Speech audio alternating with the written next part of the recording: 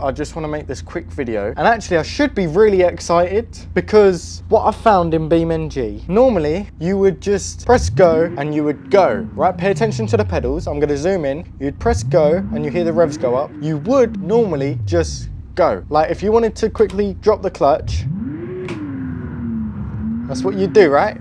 But today I found out that you go into the settings, you can turn off 4 settings: acceleration assistant, clutch assistant, and steering assistant. That's 3 settings, but still, right? So if I go into the settings now, main menu, options, gameplay, and you've got clutch assistant, throttle assistant, oversteer and understeer. I told you it's 4. Normally these are all turned on. So if I turn them all on, I think it might be gearbox safety assistant as well you'd want to turn off to make it real as well. So if I turn all this on, I'll show you what they do, right? So I can now go into first gear without using the clutch and I will just go, right? There's nothing. And I can go into second gear and third and fourth and everything, and it uses the clutch. So if I quickly go into another car, I can show you the car doing the clutch because we've got the clutch assistant on.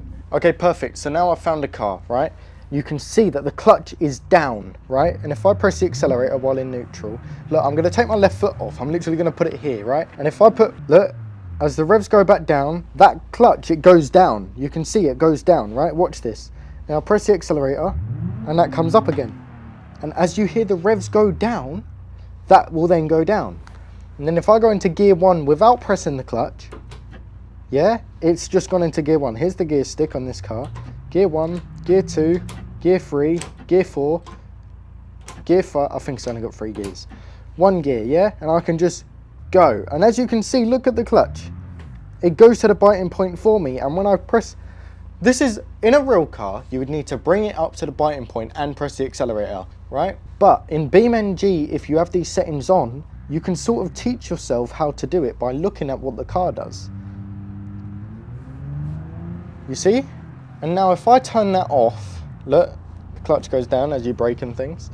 So if I turn that off now in the settings, that's not settings, main menu is here, options, gameplay, and turn off, I think that's it, 1, 2, 3, 4, yeah, that is. Also turn off gear safety assistant as well. Make sure this is on realistic. If it's on arcade, well, you're gonna be playing arcade version basically. So now, if I go into gear 1, I'm putting a thing on the gear, yeah? It's damaging it, right?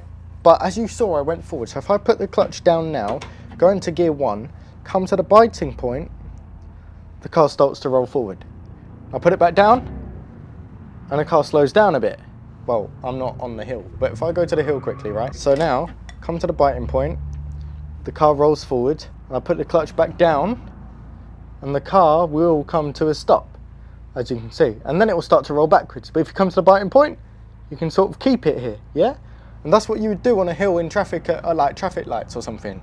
So this will help you drive your car if you turn off these things within BeamNG, if you've got any sort of simulator with a steering wheel and pedals and gear stick. This will help you significantly, and I think it's amazing how they've done this. I never knew this. I found this out way too late.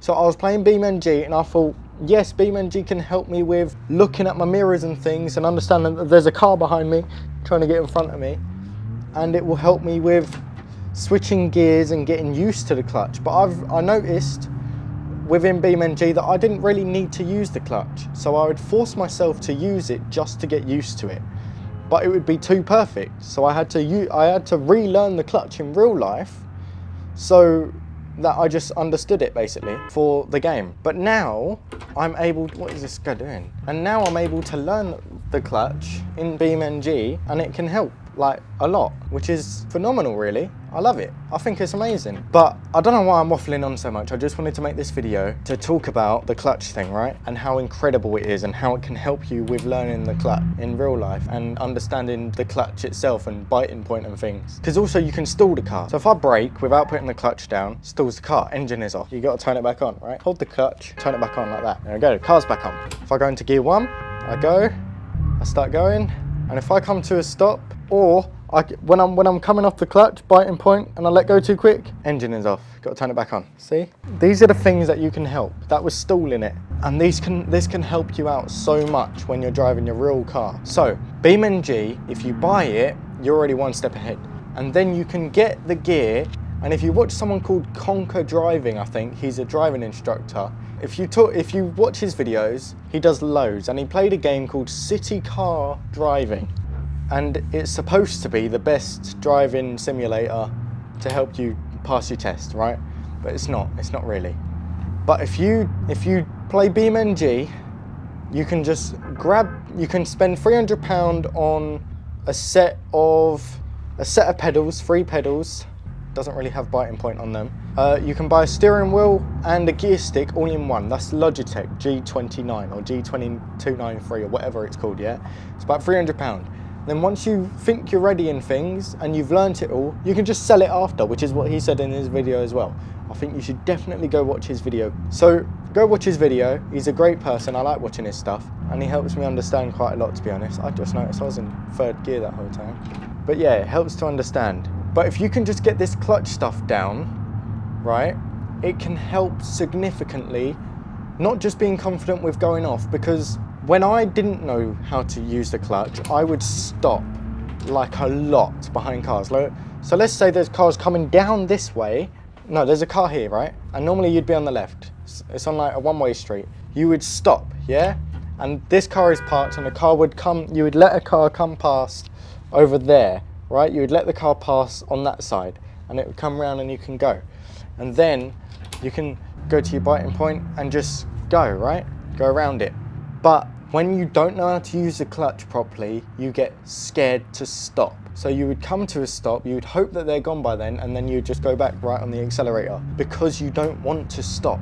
Because if you do stop, you might forget about the clutch and stall it like that. Or, I just stalled it by accident. Or you would do it wrong. You would be on the clutch, you'd come to the biting point, you'd have accelerator, and then you'd drop the clutch and it wouldn't work. Because some people, they think that you have to come off the clutch, biting point, wait for some speed, and then go on the accelerator. That's not how you do it at all. You use acceleration as well as clutch like that. And if you can do that properly, there you go. There's a little bit of a wheel spin, but it still works. If you have a wheel spin on your test, I'm pretty sure you fail. I'm not sure yet. But if you manage to get out fast and safely, this is a one-way street. If you manage to come out fast and safely on your test, well, that's good. Because on your test, it's all about understanding the road and things, and also making sure that you keep the driving instructor feeling safe. I haven't actually done my test yet, so I have no idea why I'm giving examples on things, but that's it really. So summary of the video, because I decided to waffle on loads.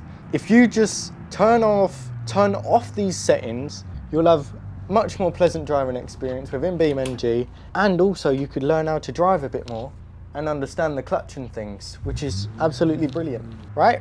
And it helps loads. It's amazing. I can't get over it, honestly, because I keep playing BeamNG recently after I figured it out, because I love it so much. And it's actually it's a game changer, seriously, because I just feel like I can properly drive. And also, look, it's like more realistic as well. 10% of a hill here, these signs and things, it all helps. It all goes into one. This doesn't feel much like a game anymore. This genuinely feels like a driving sim. Well, it is a driving sim, but at the same time, this is more about crashing and things. But BeamNG is so realistic, it's mad. Because if I get my confidence up in BeamNG driving, knowing that I can drive normally and safely like all of this, right, and understand these situations where the AIs just don't work, yeah, I can, well, you just go around them. This is, oh look, see? That was really bad of me to do. So I wouldn't do that in real life, but since I was getting impatient and I thought we'd be stuck here forever, because that's what these bots like to do, they get us stuck, then that's it. I'm just saying, play BeamNG, it helps so much, honestly. But I'm gonna end the video here because I've waffled on too much about random bullshit, so I will just see you lot later. Goodbye, everyone.